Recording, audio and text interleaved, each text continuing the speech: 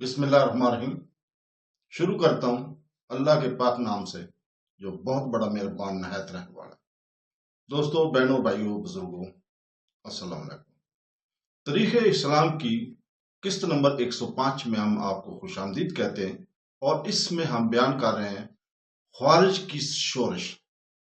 تو دوستو، ہم پہلے بھی بیان کر چکے ہیں کہ جس وقت حضرت علی رضی اللہ تعالیٰ عنہ کو حاکمین کا فیصلہ سننے کے لیے 400 آدمی مقام ازرج کی طرف بھیجنے لگے تھے، تو ہرکوس بن زبیر نے کہا تھا کہ آپ اب بھی اپنی پنچایت کی کارروائی میں حصہ نہ لیں اور ملک شام پر چڑھائی کریں، لیکن حضرت علی رضی اللہ تعالیٰ نے اس بات کے ماننے سے صاف انکار فرما دیا تھا اور کہا تھا کہ ہم بدعہدی نہیں کر سکتے اور اپنے تحریری اقرار نامہ سے نہیں پھر سکتے۔ اب ہرکوس اور تمام خوارج نے جب دیکھا کہ حضرت علی رضی اللہ تعالیٰ عنہ پنچایت اور پنچوں کے فیصلے کو حقیقت اور نااہل التکفات ثابت کر کے لوگوں کو ملک شام پر حملہ آور ہونے کی ترغیب دے رہے ہیں، تو زرع بن البرا اور ہرکوس بن زبیر دونوں خارجی سردار حضرت علی رضی اللہ تعالیٰ کی خدمت میں حاضر ہوئے اور کہا کہ آپ نے ہمارے صحیح مشورہ کو پہلے حقارت سے رد کر دیا اور اب آپ کو وہی کام کرنا پڑا جس کے لیے ہم کہتے تھے۔ پنچایت کے تسلیم کرنے میں آپ نے غلطی کی تھی، لیکن آپ نے اس غلطی کو تسلیم نہیں کیا، حالانکہ اب آپ پنچایت کو بے حقیقت بنانے اور ملک شام پر حملہ آور ہونے کا ارادہ رکھتے ہیں۔ بس اب ہم آپ کا ساتھ اس وقت دیں گے جب آپ اپنے غلط اور گناہ کا اقرار کر کے اس سے توبہ کریں گے۔ دوستو، حضرت علی رضی اللہ تعالیٰ نے فرمایا کہ پنچایت کو تسلیم کرنے اور حکم مقرر کرنے میں تم ہی لوگوں نے تو مجھے کو مجبور کیا تھا، ورنہ لڑائی کے ذریعے اس وقت فیصلہ ہو چکا ہوتا۔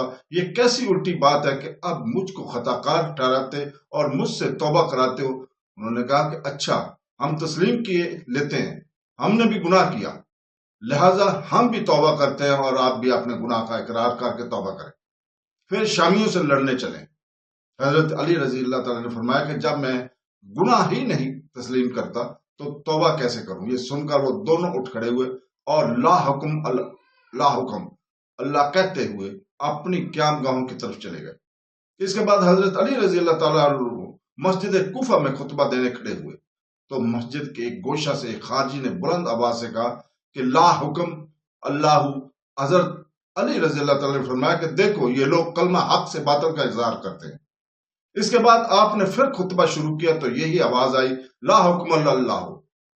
حضرت علی رضی اللہ تعالیٰ نے فرمایا کہ تم لوگ ہمارے ساتھ بہت ہی نامناسب برتاؤ کر رہے ہو۔ ہم تم کو مسجدوں میں آنے سے منع نہیں کرتے، جب تک تم ہمارے ساتھ رہے ہم نے مال غنیمت میں بھی تم کو برابر حصہ دیا، اور ہم تمہارے ساتھ اس وقت تک نہ لڑیں گے جب تک تم ہم سے نہ لڑو۔ ہم اب تمہاری بابت اللہ کے حکم کو دیکھیں گے کہ وہ کیا فیصلہ کرتا ہے۔ یہ فرما کر حضرت علی رضی اللہ تعالیٰ نے مسجد سے نکل کر مکان کی طرف تشریف لے گئے۔ ان کے بعد خارجی لوگ بھی عبداللہ بن وہب کے مکان پر بغرض مشورہ جمع ہوئے۔ عبداللہ بن وہب، ہرکوس بن زہیر، حمزہ بن سنان، زید بن حسین التائی، شریع بن اونی، انسی وغیرہ کی یہی رائے قرار پائی کہ بصرہ سے نکل کر پہاڑی مقامات کو قرارگاہ بنانا اور حضرت علی رضی اللہ تعالیٰ کی حکومت سے آزاد ہو کر اپنی الگ حکومت قائم کرنا چاہیے۔ حمزہ بن سنان اسدی نے کہا کہ روانگی سے پہلے ہم کو چاہیے کہ ایک شخص کو امیر بنا لیں اور اس کے ہاتھوں پہ اپنا جھنڈا دے دیں۔ اس کام کے لیے اگلے دن شرع کے مکان پر پھر مجلس منعقد ہوئی۔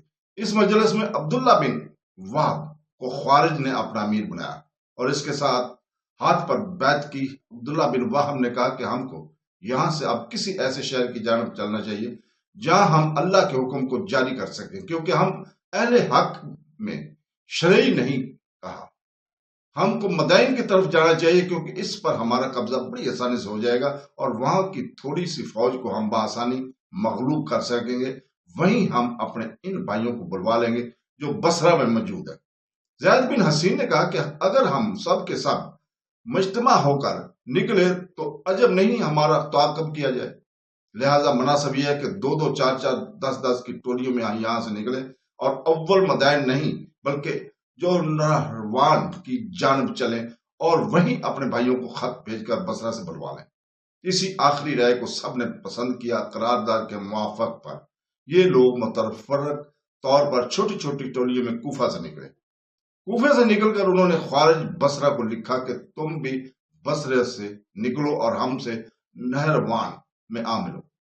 بصرہ سے مشہر بن از کی تمیمی 500 خوارج کی جماعت لے کر نکلا۔ جب کوفہ میں حضرت علی رضی اللہ تعالیٰ کو معلوم ہوا کہ خوارج کی جماعت قصیرہ کوفہ سے نکل کر مدائن کی طرف روانہ ہوئی ہے تو انہوں نے مدائن کی عامل سعد بن مسعود کے پاس تیز رو ایلچی بھیجا کہ خارج کی روک تھام کریں اور ان سے غافل نہ رہیں۔ سعد بن مسعود نے اپنے بھتیجے کو اپنا قائم مقام بنا کر مدائن میں چھوڑا اور خود فوج لے کر خارج کے روکنے کے روانہ ہوئے۔ راستے میں خارج کی ایک جماعت سے مقام کرن میں مقابلہ ہوا۔ شام تک لڑائی رہی۔ رات کی تاریکی میں خوارج دجلہ کو عبور کر گئے۔ اس کے بعد بصرے کے خوارج پہنچ گئے۔ ان سے بھی مقابلہ، وہ بھی دجلہ کو عبور کرنے اور مقام نہروان میں پانے بھائیوں سے جام ملنے میں کامیاب ہو گئے۔ نہروان میں خوارج نے اپنی جماعت کو خوب مضبوط اور منتظم کیا اور حضرت علی رضی اللہ تعالیٰ اور ان کے تابعین پر کفر کا فتویٰ لگا کر ان لوگوں کو حضرت علی رضی اللہ تعالیٰ کو حق پر تسلیم کرتے تھے قتل کرنا شروع کیا۔ ان کی جماعت روز بروز ترقی کرتی گئی، یہاں تک کہ 50,000 تک نوبت پہنچ گئی۔ حضرت علی رضی اللہ تعالیٰ نے خوارج کے کونے سے خارج ہونے کے بعد اہل کوفہ کو جنگ شام کے لیے ترکیب دی۔ انہوں نے یہی مقدم سمجھا تھا کہ امیر معاویہ کو ملک شام سے بے دخل کیا جائے، خوارج کو فتنہ کو زیادہ اہم اور شام کی مہم پر مقدم نہیں کرنا چاہیے تھا۔ چنانچہ انہوں نے بصرہ کی جانب عبداللہ بن عباس کے پاس خط بھیجا کہ جنگ شام کے لیے جس قدر فوج ممکن ہو روانہ کر دو۔ بصرہ سے ابھی خوارج چونکہ خارج ہو چکے تھے، لہٰذا ان کے اس اخراج کو غنیمت سمجھا گیا کہ نہ لوگ شہر میں ہوں گے اور نہ فساد برپا کریں گے۔ بصرہ میں اس وقت 60,000 جنگجو تھے، لیکن جب عبداللہ بن عباس نے حضرت علی رضی اللہ تعالیٰ کو خط لوگوں کو سنایا اور شام پر حملہ آور ہونے کے لیے ترغیب دی تو بڑی مشکل سے صرف 3,100 آدمی جانے کے لیے تیار ہوئے۔ باقی سب نے اس کان سنا اور اس کان اڑا دیا۔ کوفے میں بھی لوگوں پر سرد مہری چھائی ہوئی تھی۔ جب بصرہ کی یہ 3,000 فوج حارثہ بن قدامہ کی سرداری میں کوفے پہنچی تو حضرت علی رضی اللہ تعالیٰ نے اہل کوفہ کو جمع کر کے خطبہ دیا اور لوگوں کے لڑائی کے لیے آمادہ کیا۔ آخر کوفے والے آمادہ ہو گئے۔ 40,000 سے زیادہ لشکر حضرت علی رضی اللہ تعالیٰ کے جھنڈے کے نیچے جمع ہو گیا۔ حضرت علی رضی اللہ تعالیٰ نے مناسب سمجھا کہ خوارج کو بھی ایک مرتبہ پھر اپنے ساتھ شامل کرنے کی ترکیب دیں۔ چنانچہ انہوں نے نہروان میں عبداللہ بن وہب کے پاس ایک خط بھیجا اور لکھا کہ تم لوگ شامیوں سے جنگ کرنے کے لیے ہمارے پاس چلے آؤ، ہم اسی پہلی رائے پر اور اہل شام سے جنگ کرنے پر آمادہ ہیں۔ عبداللہ بن وہب نے حضرت علی رضی اللہ تعالیٰ کے یہ خط اپنے ساتھیوں کو سنایا اور سب کے مشورے سے جواب لکھا کہ تم نے حکمین کا تقرر اللہ اور رسول صلی اللہ علیہ وسلم کے حکم کے خلاف کیا تھا، اور اب جو اہل شام سے لڑائی کا ارادہ کر رہے ہو یہ بھی اپنے نفس کی خواہش سے کر رہے ہو۔ اگر تم اپنے کافر ہونے کا اقرار کرنے کے بعد توبہ کرو تو ہم تمہاری مدد کو تیار ہیں، نہیں تو ہم تم سے لڑنے کو آمادہ ہیں۔ اس خط کے آنے کے بعد حضرت علی رضی اللہ تعالیٰ کو خوارج کی طرف سے مایوسی ہوگی، مگر انہوں نے ملک شام پر چڑھائی کرنے کے ارادے کو فسخ نہیں کیا۔ حضرت علی رضی اللہ تعالیٰ کی تمام تر کوششیں خوارج کو رائے راست پر لانے میں صرف ہوئی، لیکن وہ کسی طرح مسالت کی جانب نہ آئے۔ حضرت علی رضی اللہ تعالیٰ جب ان سے کہتے تھے کہ تم ہی لوگوں نے مجھ کو لڑائی بند کرنے کے لیے مجبور کیا تھا، اب تم کس منہ سے مجھ کو ملزم ٹھہرا دیتے ہو؟ تو وہ کہتے تھے کہ ہم اپنی خطا اور غلطی کو تسلیم کرتے ہیں، تم بھی اپنی خطا کو تسلیم کرو۔ ہم مانتے ہیں کہ ہم غلطی کر کے کافر ہو گئے تھے، لیکن توبہ کر کے مسلمان ہو گئے، اسی طرح تم بھی توبہ کر کے مسلمان ہو جاؤ تاکہ ہم اپنا فتویٰ جو تمہارے کفر کی نسبت صادر کر چکے ہیں واپس لے لیں، نہیں تو ہم تم کو کافر یقین کرتے ہوئے تمہارے خلاف جہاد کریں گے۔ ان مجنونہ باتوں کی طرف سے چشم پوشی اختیار کر کے حضرت علی رضی اللہ تعالیٰ عنہ ملک شام پر حملہ آور ہوں کہ نہ ہونے کے لیے روانہ ہونے ہی ہوتے کہ حضرت عبداللہ بن خباب اور صحابی رسول صلی اللہ علیہ وسلم کی شہید ہونے کی خبر پہنچی، جس کی تفصیل اس طرح ہے کہ حضرت عبداللہ بن خباب رضی اللہ تعالیٰ عنہ کسی سفر میں تھے کہ نہروان کے قریب ہو کر گزرے، اور خارج کی ایک جماعت کو معلوم ہوا کہ یہ صحابی رسول پاک ہے۔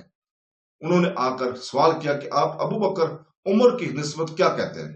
حضرت عبداللہ بن خباب نے جواب دیا کہ وہ دونوں بہت اچھے اور اللہ تعالیٰ کے برگزیدہ اور نیک بندے تھے۔ پھر خارج نے دریافت کیا آپ عثمان غنی کی خلافت کے اول اور آخر زمانے کی نسبت کیا کہتے ہیں؟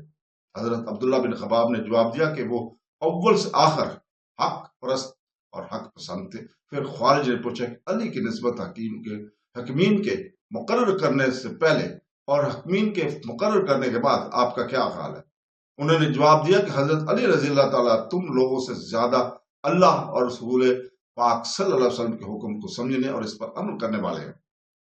خوارج نے یہ سنتے ہی طیش میں آ کر حضرت عبداللہ بن خباب اور ان کی بیوی اور ان کے ہمراہیوں کو قتل کر ڈالا۔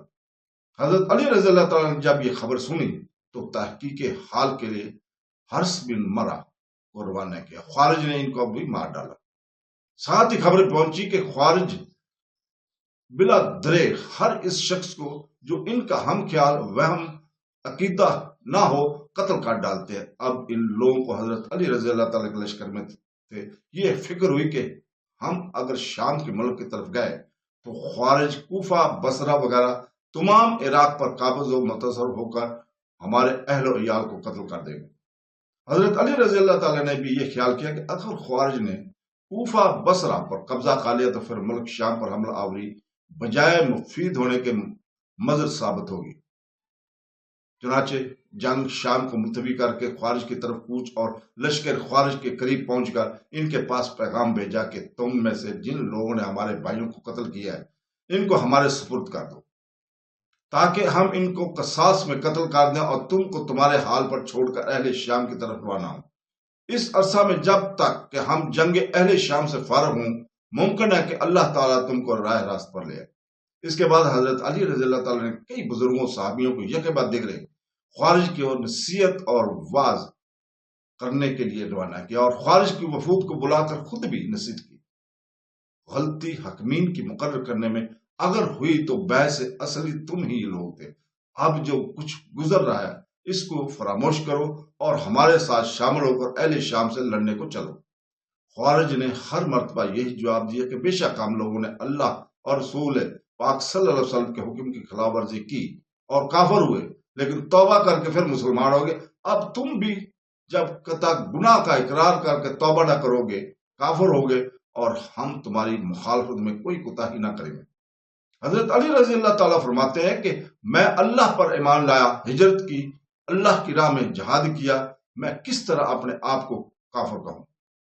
آخر حضرت علی رضی اللہ تعالیٰ نے خود لشکر خوارج کے قریب تشریف لے گئے اور ان لوگوں کو واعظ فرمانے لگے۔ خوارج کے سرداروں نے یہ دیکھ کر ہمارے عوام پر کہیں حضرت علی رضی اللہ تعالیٰ کی تقریر کا اثر نہ ہو جائے، بلند آواز سے اپنے لوگوں کو ہدایت کی کہ علی کی باتوں کو ہرگز نہ سنو، نہ ان سے باتیں کرو بلکہ اللہ کی ملاقات کے لیے دوڑو، یعنی لڑائی شروع کر دو۔ یہ حالت دیکھ کر حضرت علی رضی اللہ تعالیٰ واپس تشریف لایا اور اپنے لشکر کو مرتب فرما کر ہر حصہ پر سردار مقرر کیے اور حضرت ابو ایوب انصاری کو امان کا جھنڈا دے کر فرمایا کہ تم اس جھنڈے کو لے کر ایک بلند مقام پر کھڑے ہو جاؤ اور بلند آواز سے اعلان کر دو کہ جو شخص بغیر جنگ کیے ہوئے چلا آئے گا اس کو امان دی جائے گی، اور جو شخص کوفہ یا مدائن کی طرف چلا جائے گا وہ بھی محفوظ رہے گا۔ اس اعلان کو سن کر خوارج کے لشکر سے ابن نوفل 500 سوالوں کے ساتھ جدا ہو گیا۔ کچھ لوگ کوفہ کی طرف چل دیے اور کچھ مدائن کی طرف روانہ ہوئے۔ کچھ امیر المومنین حضرت علی رضی اللہ تعالیٰ کے لشکر میں شامل ہو گئے۔ غرض خوارج کے لشکر میں 1/3 سے بھی کم آدمی باقی رہ گئے۔ ان پر حملہ کیا گیا اور سب کو گھیر کر تہ تہ کیا۔ عبداللہ بن واب، زید بن حسین، ہرکوس بن ظہیر، عبداللہ شجر، شری بن اونا وغیرہ خوارج کے تمام بڑے بڑے سردار مارے گئے۔ صرف 9 آدمی خوارج کے زندہ بچ کر فرار ہوئے، باقی سب میدان جنگ میں لڑ کر مارے گئے۔ حضرت علی رضی اللہ تعالیٰ نے خارجیوں کی لاشوں کو بغیر دفن کیے ہوئے اسی میدان میں چھوڑ کر وہاں سے واپس ہوئے۔ اس لڑائی میں بظاہر خارجیوں کو پورے طور پر استحصال ہو چکا تھا اور اب کوئی خطرہ ان کی طرف سے باقی نہ رہا تھا۔ حضرت علی رضی اللہ تعالیٰ نے جنگ نہروان سے فارغ ہو کر ملک شام کا عزم فرمایا تو بن قیس نے حاضر ہو کر عرض کیا کہ فی الحال چند روز کے لیے شام کی قصد کو ملتوی کر کے لشکر کو آرام کرنے کا موقع دیجیے۔ حضرت علی رضی اللہ تعالیٰ نے اس بات کو ناپسند فرمایا اور مقام نخیلہ میں آ کر قیام کیا اور حکم دیا کہ کوئی شخص کوفہ میں نہ جائے جب تک اہل شام پر فتح مند نہ ہو کر واپس آئے۔ نخیلہ کے قیام میں لوگوں نے اس حکم کی خلاف ورزی کی اور لشکر گاہ کو خالی دے کر اپنے اپنے گھروں کو چلے گئے۔ حضرت علی رضی اللہ تعالیٰ عنہ اس طرح لشکر گاہ کو خالی دے کر خود بھی کوفہ میں تشریف لے آئے اور سرداروں کو جمع کر کے اس سستی اور تن آسانی کی وجہ دریافت کی بہت ہی کم لوگوں نے شام پر حملہ آوری کے لیے آمادگی ظاہر کی، باقی خاموش رہے۔ پھر حضرت علی رضی اللہ تعالیٰ نے تمام لوگوں کو جمع کر کے تقریر کی اور ان کو جنگ شام کے لیے ترغیب دی، مگر سب نے خاموشی سے اس تقریر کو سنا اور کسی قسم کی آمادگی اور مستعدی کا متعلق اظہار نہ کیا۔ حضرت علی رضی اللہ تعالیٰ عنہ لوگوں کو اس سردمری کو دیکھ کر مجبوراً خاموش ہو گئے اور ملک شام پر حملہ آور نہ ہو سکے۔ تو دوستو، اس کے ساتھ ہی ہم آپ سے آج اجازت چاہتے ہیں کل تک کے لیے۔ کل انشاءاللہ تعالی ہم اگلی قسط نمبر 106 میں آپ کو خوش آمدید کہیں گے۔ اللہ حافظ۔